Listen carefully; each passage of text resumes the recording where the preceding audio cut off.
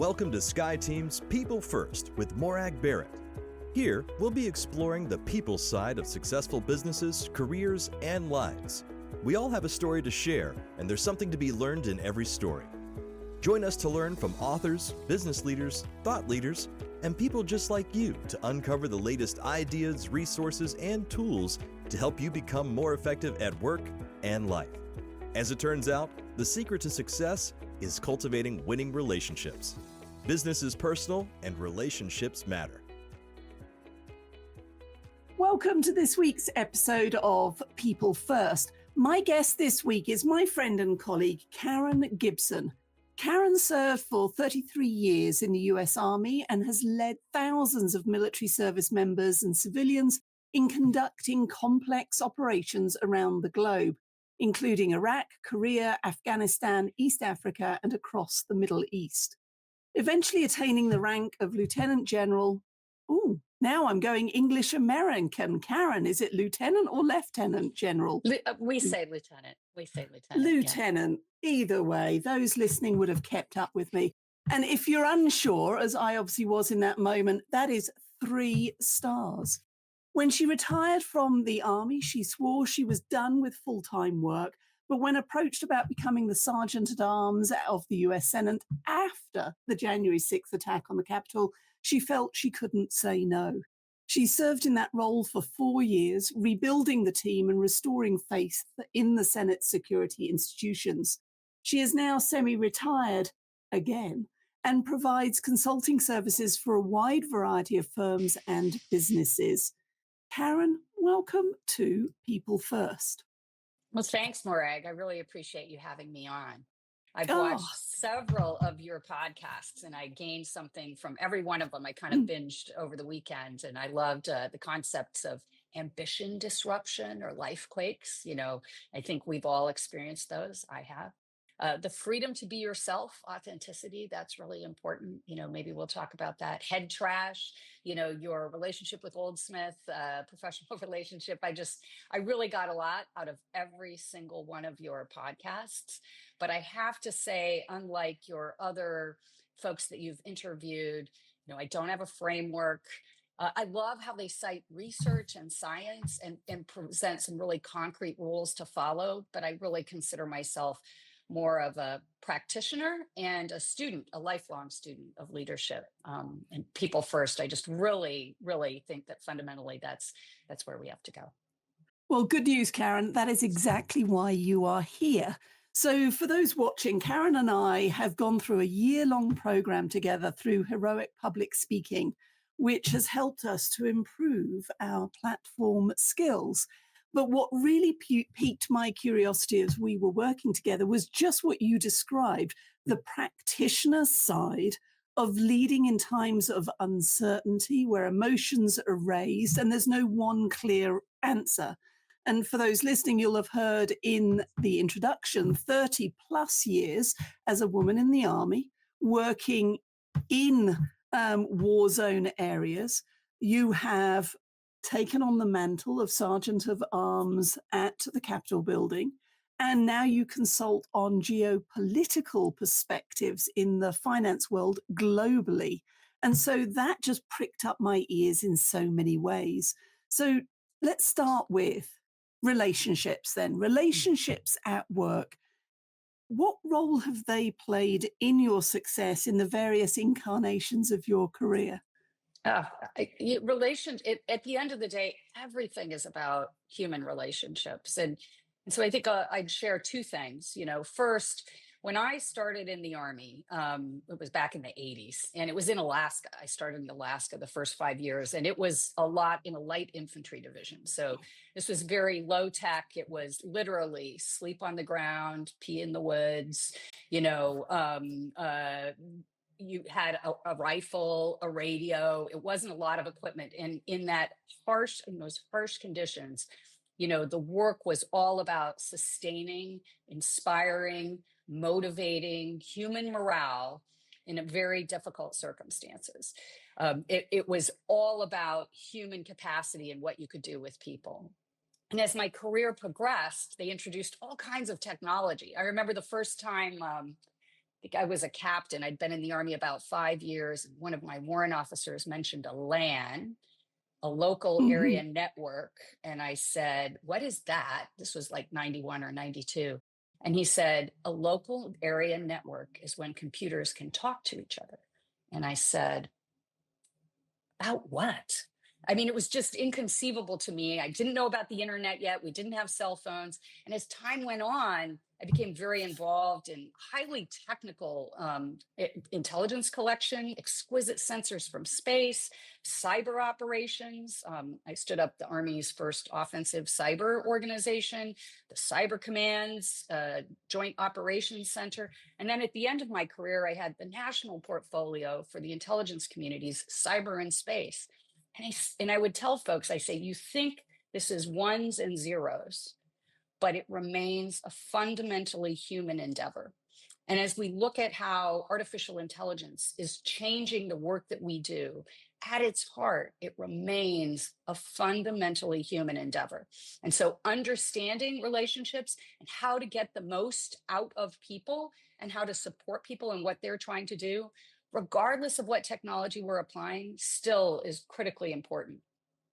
The second thing I would share one, I guess, a learning experience from very early in my career that really helped me understand the importance of humanity in leadership. That sounds like it should be so obvious, but in the late 80s, and particularly in this unit in Alaska, it was a very harsh leadership environment. My first commander, a battalion commander, would routinely, he would yell, he would cuss, he would spit, he would abuse and demean people. He put a hole in the wall in a training meeting. And I thought this was normal. Because as I looked down the street, my buddies in infantry or artillery units, there was a commander that would stand on the conference room table to berate his staff. And I didn't know better. I didn't know a lot about the military. I really only knew there was this movie that had come out called Private Benjamin. You may never have seen it as a Brit, but Goldie Hawn, and she's like low crawling through the mud with the rifle under barbed wire and it's raining. And I just kind of thought that's what the Army was. Like, people just yell at you all the time. And we really despised this commander. And he would get you all fired up and you would go work really hard to get something done just to prove him wrong. I'm not using all the words that we applied to this guy, but he was just really a jerk. Okay. But this was the norm. And then one day I failed an arms room inspection and I had to go report to my battalion XO. He was just a major. I was a second lieutenant. I'm only 23, 24 years old. And I thought that my career was over. I slunk down to the headquarters. He called me into his office.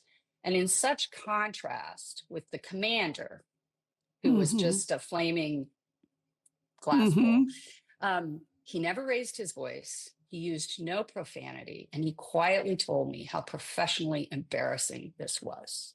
And I slunk out of his office feeling 1 inch tall. And I had this epiphany that the way to lead and inspire people is to be someone that they admire and respect.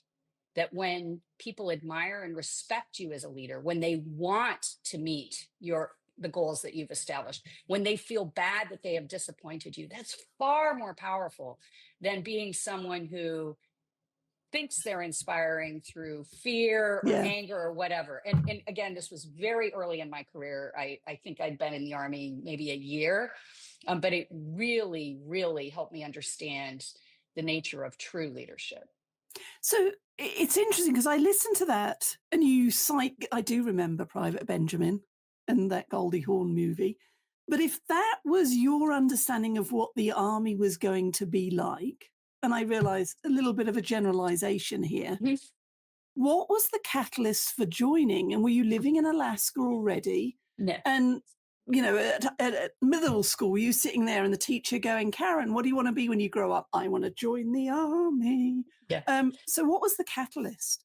Well, as for many people, college. I wanted to be an engineer. I applied to and was accepted at Purdue University. I'm very proud of my degree from Purdue. I have a degree in industrial engineering, but I was from Montana. and it's a state school in Indiana, a great engineering school, but it's a state school in Indiana. And my father said, "That's terrific. How are you going to pay that out of state tuition?" And he encouraged me to consider ROTC, the Reserve Officer Training Program, which is a program by which military services pay for all your college, your tuition, your fees, for your 4 years to get a degree. And then in return, you owe them 4 years of active duty on the end. And that's all I was going to do. And the sooner I could get out of it, the better. I had no idea I would fall in love with being a soldier. And really, at heart, it was about being a leader. The things I enjoyed about it, I resisted mentally. It took me about a year to be like, whoa, this is kind of cool. It was physically challenging, mentally challenging, emotionally challenged. But the opportunity to lead teams of men and women in accomplishing things together, that really, really floats my boat. And leading teams and building teams to perform, what I always thought of as a worthy mission was really the draw for me and what kept me in for 33 years. 33. Wow. Yeah. So as you reflect on that career, if you were to summarize your leadership style and philosophy, what comes to mind? Yeah. So I think, one, there's competence, which is a little separate. You have to be competent in whatever it is you're being asked to do. But from a leadership perspective, I think it was interesting as I was about to become a battalion commander at the 20-year mark, and someone said, have you established, what do you think your leadership philosophy is? I think I kind of sorted that out early on. It's, the basic fundamentals of how you interact with other people did not change for me in my career. There are other aspects of leadership that do, particularly the larger the organization gets, and strategic forethought and organizational design become important. But fundamentally, it's about mutual respect, being level-headed, common sense, honesty, integrity, a sense of ethics, transparency, authenticity, consistency, and selflessness. People can tell when you are doing something that at heart is about furthering your own goals and career. And of course, we all want to get promoted, or, most of us do. Probably everyone listening to the podcast does. You want to succeed personally, but there's a difference between someone who's doing it for purely or primarily selfish motives versus someone who is doing these things because together as a team, you want to accomplish something important. And the people who work for you can tell the difference. People above you can't always. They'll just look at the results perhaps, but the people who work for you can tell when it's about us as opposed to about you. So what piqued my curiosity as I listened to how our keynotes unfolded over this year was that whole leading in the gray. And so for me, leading in the gray is times of uncertainty, maybe head-to-head disagreeing, but opinions differ, emotions are raised. There is no one clear right next step, but the world around is going frantic, and you have to lead with calm and clarity. So it would appear from the stories I've heard, your keynote, that you have a natural knack for this. So where does that come from? And then let's get to the advice for leaders in a corporate world who might find themselves leading through the gray. Well, thanks for the question, Morag. That's actually what my keynote that I was working on at Heroic was about, leading in times of uncertainty. And I cite examples from, combat zones, evacuating an entire headquarters for Hurricane Irma in Florida, or, responding to emergencies at the US Capitol. And I kind of lay out 10 tenets for leadership. But the first one is to recognize that there's a crisis to begin with, and to understand that there's a decision to be made. It's also, I think, important to triage, to understand what's most critical, what's most important, and to let the rest go, or to put it aside, or to delegate it to someone else, to focus on what is most important in that moment. And your question about, how did I arrive at these things? I think really, as we were speaking, before the recording began, it comes through experience and practice, and in a careful assessment after a crisis or emergency, of what went well, what went wrong. For me, a big part of being a student of leadership was always looking at the people around and above me and saying, I want to be like that. I would never do that. I think that works. I was always studying the people who were filling the roles that I one day wanted to have. And everybody has things that they do well and areas to improve. But I would kind of look at the folks above me and decide who I wanted to emulate. So that's a big part of where it came from. But we've talked about recognizing the crisis, understanding what's most important, triaging, focusing on that, either compartmentalizing, setting aside for later, or delegating those other things.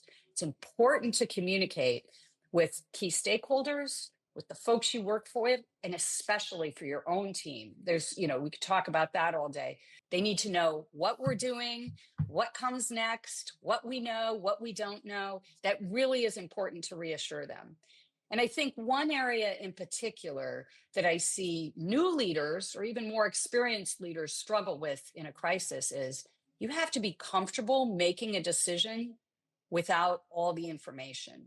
Sometimes if you wait until you know everything, it's too late to do anything. The decision is made for you. And it's kind of the same with communication. I see people who delay in communicating in a crisis because they're trying to get all the facts. They want to get the words just right. They've got a message queued in their email. Double check, triple check, let's confirm this. And if you wait until you know everything, you're never going to say anything. So those are really, I think, skills that people can work on. I would, in the spirit of people first, like to touch on what I consider my 10th tenet of the 10 things to consider in a crisis. And I don't hear a lot of people talk about this. Once it's over, you may hear people who talk about crisis management. They'll talk about an after action review. Let's identify what went well that we want to institutionalize. Let's identify what went wrong that we want to mitigate in the future. What new resources do we need? But nobody talks about the emotional aftermath of a crisis, because once it is over, it is natural for your team. Perhaps they're feeling tremendous stress and trauma, even while it's going on, and may not realize it, especially if they're very mission focused. But then once it's over, that can have a very long tail. And in particular, I experienced this at the US Capitol. And this isn't a political statement. There are a lot of range of opinions about what happened on January 6th, 2021. But I can tell you that for my staff, it was a deeply emotional, traumatic event. And people may feel shame, guilt, remorse, regardless of their role in the organization. They may feel that there's something they should have done or could have done to prevent it from happening. They may feel that they didn't do enough. And so I think leaders need to be prepared after something happens, a business crisis, a major cyber breach, some kind of failure, that their team is going to experience an emotional aftermath. And you should be prepared for that and make sure that there are resources available to them. It's human to feel these kinds of things. That said, there comes a day when you also have to kind of pick up and move on. One of my first town halls as the Senate Sergeant at Arms, I think it was my second. So I'd been there about 6 months because I would do this every 90 days. I banned the F word. I said, we will no longer speak of failure, because I was tired of hearing people say we failed on January 6th. And so leaders need to, in the aftermath of something bad that has happened, you need to seize small wins, bolster confidence, celebrate progress, and find ways to rebuild morale. So that's interesting. I love the fact that you're focusing on both the head, the logic of what worked, what didn't, but also the heart, the emotional roller coaster that people will have gone through both during and, to your point, afterwards. And to what extent then vulnerability as a leader? I think it's important. And we could define vulnerability in many ways. Like, say you had you're having marital troubles. You don't want to come to work and sob at your desk in front of everyone. That's vulnerable, but not appropriate, right? But I think it is important to be vulnerable, to be human, not to seek ways to be like, it's not on your to-do list. Let's see, how am I going to be vulnerable today? What am I going to divulge about how I feel? It needs to be part of your authentic. I think it's tied to being authentic, to being your authentic self. Um, uh, you know, like many leadership attributes, it there are so many intangibles. I find this hard to pin down exactly, but I do think it's an important part of being your authentic self. I was stationed in Korea during 9/11, and there was a tremendous overreaction. I shouldn't say that. I mean, we again back to making decisions without perfect information, but a lot of things happened in the immediate aftermath of 9/11. And as it happened, there was a conference in the United States where all the key leaders from the intelligence organizations in Korea were attending. So that meant all the number two folks were in charge, which was me. Mhm. Another crisis that I wasn't looking for, and a tremendous overreaction on the part of, we're going to close all the gates, we're going to not let people on, and the entire team was looking to me for reassurance and direction, and I wasn't used to being the person in charge, and I gave some remarks and I talked about what we're going to do and what our focus is, and I didn't feel like, oh, let's make this vulnerable. But I had people approach me later and said, I appreciated your honesty in talking about your feelings about is still very traumatic. I mean, we're talking, 24, 36, 48 hours after Mhm. after the strikes in the United States. I don't feel like I'm really answering your question about vulnerability. I just know that being part of your authentic self means that there are times when you will be vulnerable, and that makes you in many ways a more reliable leader. And I Mhm. think it's part of the mutual respect that we show for each other is by being authentic. Well, I think the stories that you share in those 10 points within your keynote are so powerful. And just so that people know, there are opportunities to laugh along the way too. It Oh yeah. truly is Mhm. a powerful experience for leaders at all levels. And I think the challenge is that the size and scale and complexity of the challenges that you've navigated, for example, they literally are front page news. And how does one get ahead of that curve? Because there is the learning and the training, the preparation that goes into a front page news crisis. One doesn't want to wait for the crisis to hit in order to start that practice. So, what advice do you have for leaders Yeah. listening for how they can get ahead of the game? Sure. Well, I would say I wasn't handling first page crises when I was 23.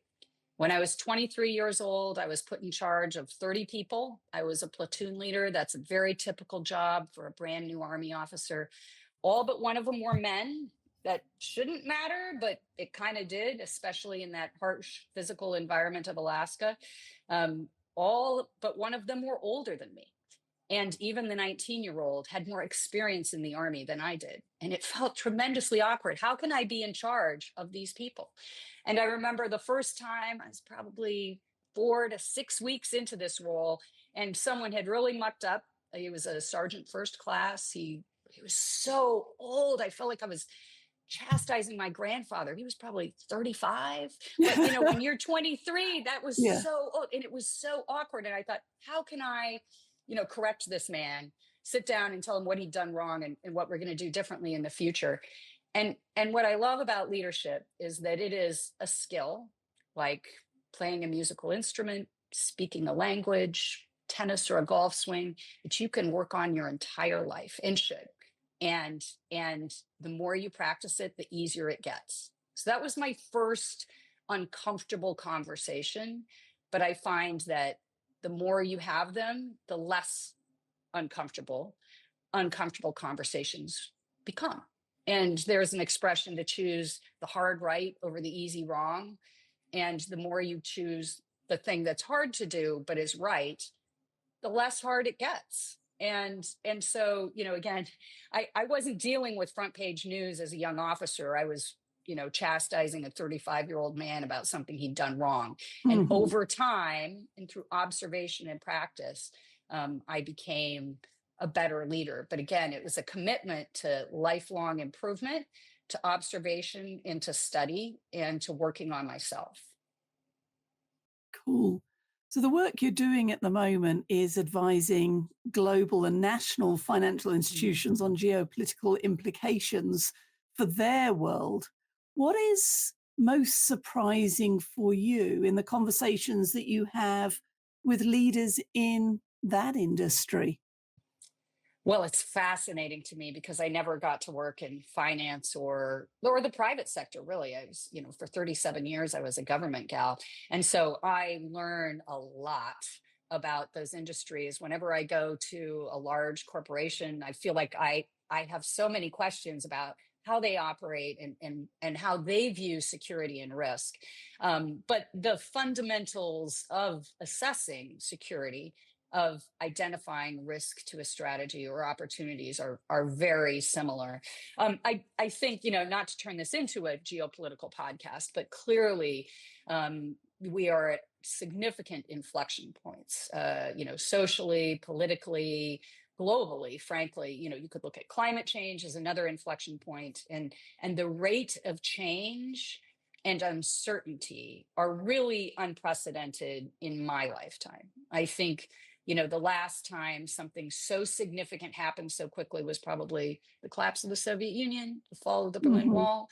And we are entering a world that will be very different, and will have different relationships and institutions and technologies than the ones that we've been using for the last, well, from an institutional perspective and relationships, perhaps the last 80 years. Certainly Mhm. technology is always changing. And so I think in the face of all that change, again, I celebrate, Morag, your podcast, people first, human relationships, that doesn't change. And that will be foundational for shepherding or teams and organizations and families through this time of change, is having solid human relationships. I can't say enough about the work that you're doing and the folks that you bring on to talk about things that are very relevant to that. Well, Karen, I have loved our conversation. I've loved getting to know you over the last year, and I'm looking forward to future conversations. I'm grateful for our connection. How can people learn more about the work you're doing, your keynote, and essentially follow you? Yeah. Well, I don't have a website yet, but I will. Reach out to me on LinkedIn, and Morag, when I publish my book, you'll be the first to know. Well, let me know if you need an endorsement. I'd be happy to do that. Karen Gibson, thank you very much for joining me on People First. Thanks, Morag. Thank you so much for joining Morag today. If you enjoyed the show, please like and subscribe so you don't miss a thing. If you learned something worth sharing, share it. Cultivate your relationships today when you don't need anything before you need something. Be sure to follow Sky Team and Morag on LinkedIn, Facebook, Twitter, and Instagram. And if you have any ideas about topics we should tackle, interviews we should do, or if you yourself would like to be on the show, drop us a line at info@skyteam.com. That's SKYE team.com. Thanks again for joining us today, and remember, business is personal and relationships matter. We are your allies.